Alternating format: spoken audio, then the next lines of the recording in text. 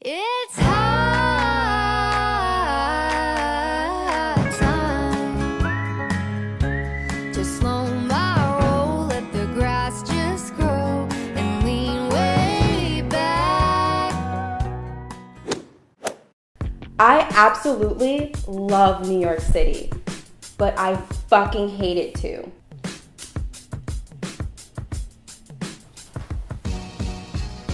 New York City is one of the best cities in the world for having everything at your fingertips. I step outside of my door and I have access to the best food in the world.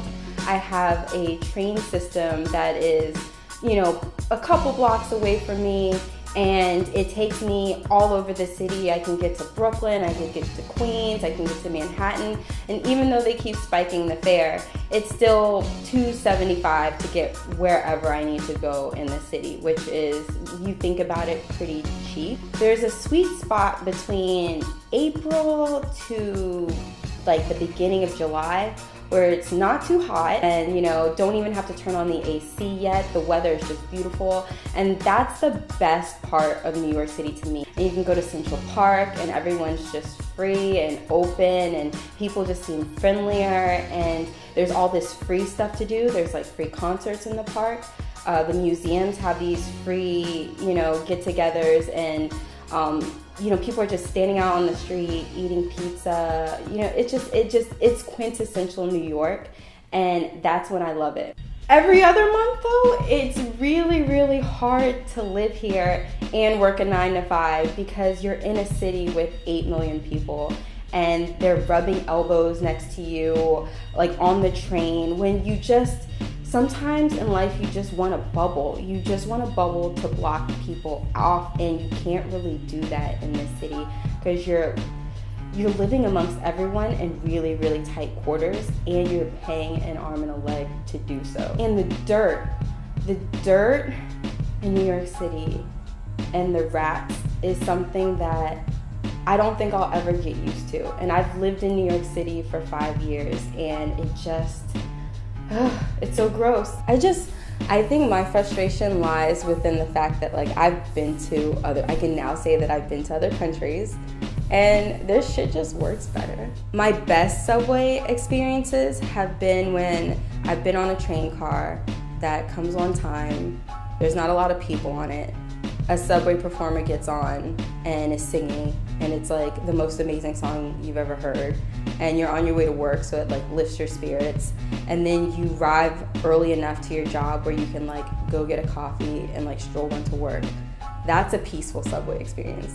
But 80% of the time, it's not like that. And 90% of the time, it's not like that. You get on the train, there's a homeless person on it, but that's not why it's bad. It's because they haven't bathed in forever, and you feel bad for them, but you can't get on that car.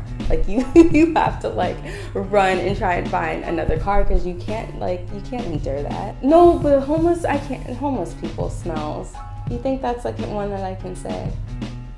Maybe. I know, but I feel. You want to generalize it?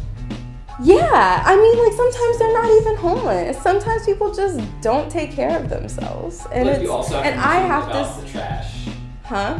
The trash in this town. Yeah, no, the trash. It's just really hard to deal with other people's shit, and I feel like you're just inundated with other people's shit living in this city. Oh, flashers. There's flashers on the train. There's men who stand right by the doorway, and they're kind of have their coats long, but you see them doing something with their hand, and then they stand up, and then you see their penis out. It just makes my blood boil. I can't afford to live in New York, but that hasn't stopped me from living here for 5 years. Homeownership is not really a reality in New York. You don't see a lot of people who own their spaces, and the older you get, it can be kind of maybe I should look elsewhere. It's crazy to me when I see girls who live in New York City and they're constantly going on vacation and they have bundles. I'm just fucking jealous.